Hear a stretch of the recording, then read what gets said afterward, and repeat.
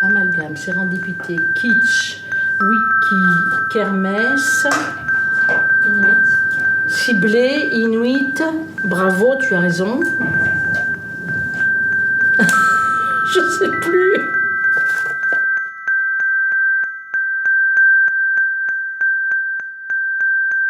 Sérendipité, wiki et zénitude. Bah évidemment, zénitude. Zénitude. C'est pas français. Calme, paix, sérénité.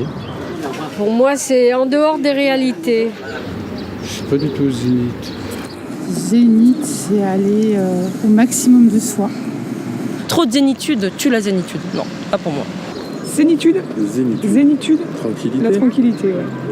Une image. Un Bouddha.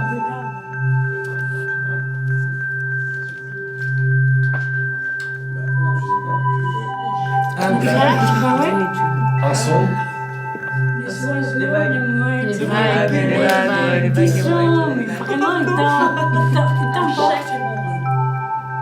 Il y a une pancarte qui ne paye pas de mine, rien de clinquant, pas de plage pour touristes friqués. Rien qui sépare, rien qui stigmatise, rien qui apartheid, rien qui dresse les uns contre les autres. Chacun de vos pas agrandira ce territoire à votre mesure. Venez l'habiter, il y a de la place pour tout le monde. Ça me parle pas beaucoup. Ça me parle pas beaucoup, mais en même temps, est-ce que c'est pas le but ? Des petits bonhommes dans le froid. L'origine des Inuits, c'était un Français qui était parti du côté du Groenland en hiver. Et il faisait que de la nuit. Il faisait que nuit. Tu vois, et il disait, ici, il fait nuit, inuit, inuit, inuit. Et à la fin, quand il a vu des gens, il a dit inuit.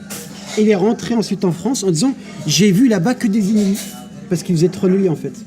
Et il n'était pas allé en été. S'il était allé en été, il aurait dit jour.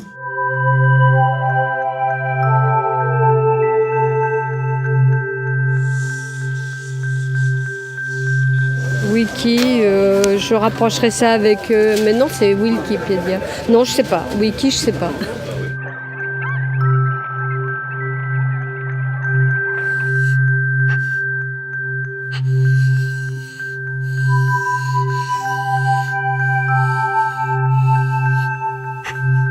Il va faire les gris-gris pour que le garçon puisse tomber amoureux de lui. Est-ce que tu peux m'en dégoter un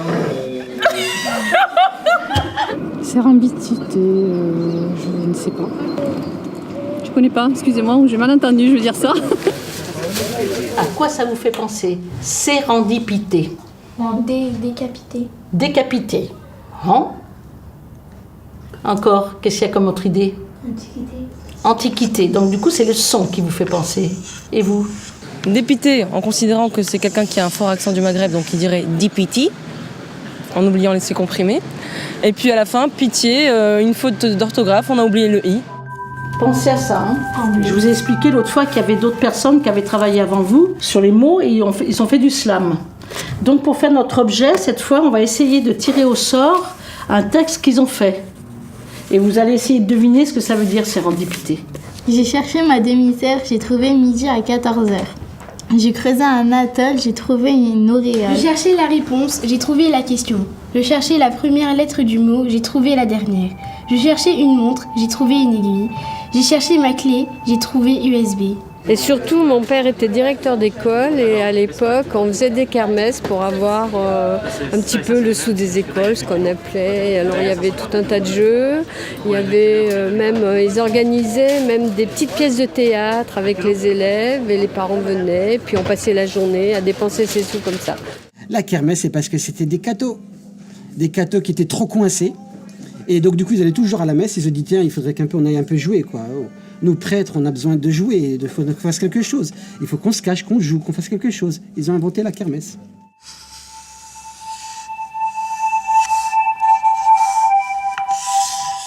Les Français, avant, faisaient tous leurs prières, direction la Mecque. La Qibla. Qibla, c'est la Kaaba de la Mecque, vous savez, en Arabie Saoudite. Tous les Français faisaient la prière. Ils faisaient toute la Qibla. Ils disaient, si on a un endroit à aller, c'est pas à Rome, c'est à Qibla. Tu vois ? Et ils ciblaient la Qibla. Problème, ils ne savent pas dire qaf. Vous êtes français, tu sais dire qaf ? Non. Tu sais dire qaf ? Non. Tu sais le dire? Non. Moi, je sais le dire, je suis en arabe. Qaf. Qibla. En vérité, vous devez dire qiblé. Et comme vous ne savez pas dire qiblé, nous, on est trop gentils. On a dit, c'est pas grave, les pauvres. Comme ils aiment beaucoup la Mecque, ils aiment la qibla, on va leur dire, dites ciblé, ça vous suffira. Tu sais dire ciblé? C'est un amalgame de mots, ça. Amalgame. Amalgame, en fait, c'était une fille, une arabe, qui s'appelait Amel, et qui jouait. Tu vois? Elle connaissait, en fait, elle avait son petit ami, en fait, qui est devenu son mari, c'était un Anglais. Elle dit, we are to game, il faut jouer. Donc, Amel, elle jouait. Et c'est pour ça qu'aujourd'hui, après on s'est dit, non, mais elle mélange l'arabe et l'anglais. Vous avez vu? Amel, c'est un prénom qui veut dire espoir, et je vous jure que c'est vrai. C'est un mot arabe qui veut dire espoir. Game, c'est jeu. Et en fait, ils mélangeaient. Et à la fin, c'est devenu amalgame. Est-ce que tu es sûr que je ne suis pas comme les autres ou que c'est toi qui ne vois pas les autres comme tu me vois?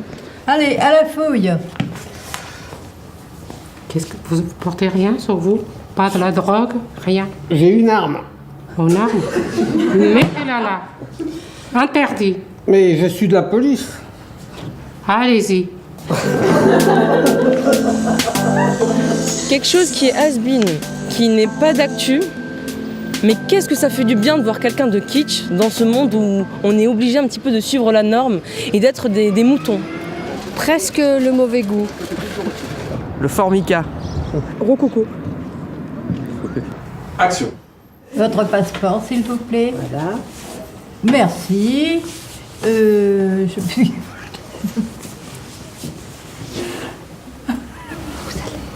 Vous allez où? Je vais à Marrakech. C'est où ça? Au Maroc. Et c'est où le Maroc? Bah, comment vous voulez que je vous dise? Moi, c'est dans des pays chauds. Oui, mais il y a bien je sais pas, il y a un continent. Oui, je sais pas, au bord de la mer, j'en sais rien, moi. Vous êtes bien curieuse. Je suis très curieuse.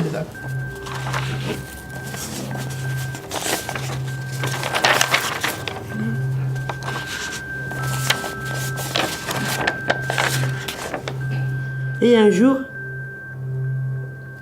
elle prend une décision très lourde, dont elle se sent coupable.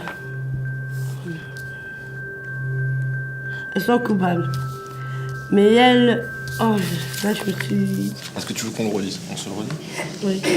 On le relit? Tu veux que je le relise ou tu le relis? Non. Moi, je le relis. Après, c'est toi qui vas le lire. Oui. Moi, je le lis comme si je te racontais une histoire. Oui, mais il manque quelque chose. Il manque quelque chose. Ouais. Ah, voilà. Donc, tu sens qu'il manque quelque chose. Alors, tu sais quoi, je vais te le lire.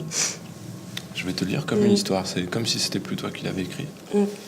Et tu sentiras tout de suite ce qui va manquer. Un jour, en prenant le bus, elle croise sa sœur et lui demande si elle pouvait s'asseoir. Mais elle refusa. Donc, elle croise la sœur de l'amie. Patience pressée. Tous les enfants rêvent d'être grands et ça, c'est un rêve d'innocent. Ces enfants qui jouent à être parents sans comprendre le sens.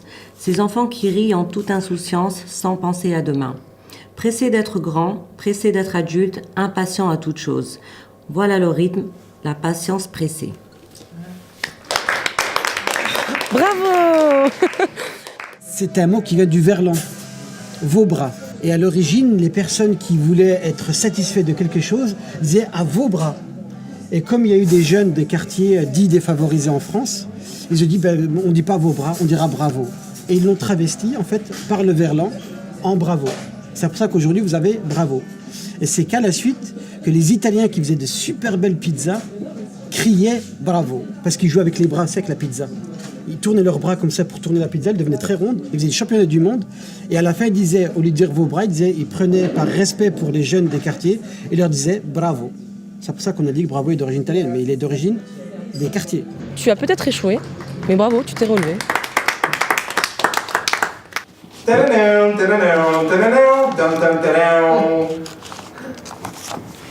Place spéciale, on cherche quelqu'un qui est parti avec la valise.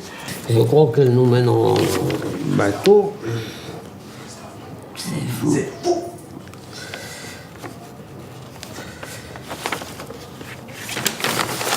C'est vous, ici. Vous allez me parler sur un autre ton. Ici, c'est moi qui pose les questions. Et moi, je t'y réponds.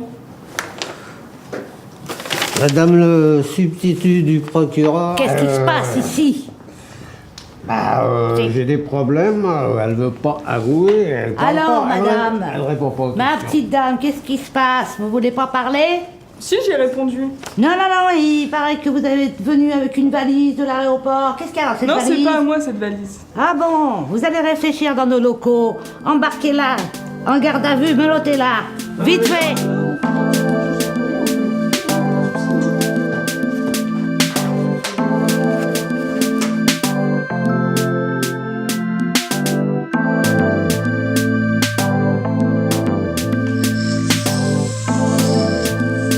Est-ce qu'on est là pour ramasser les pots cassés? Probablement. Est-ce qu'on essaye de recoller les pots cassés?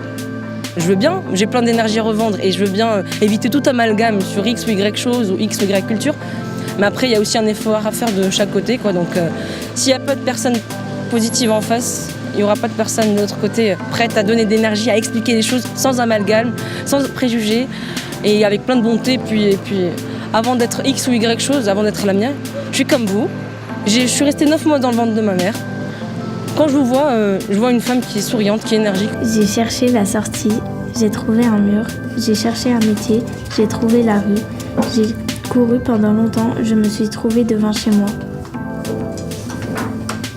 Mais ça suffit pas la retraite pour le train de vie que vous avez, pour venir jusqu'ici en avion. C'est pour moi. Elle me raconte des cracks, hein. C'est pas trop. Vous venez de Marrakech? Non, je viens de Vénissieux. Alors donc vous êtes parti de Vénissieux pour aller à Vénissieux, vous avez pris l'avion? Tout à fait.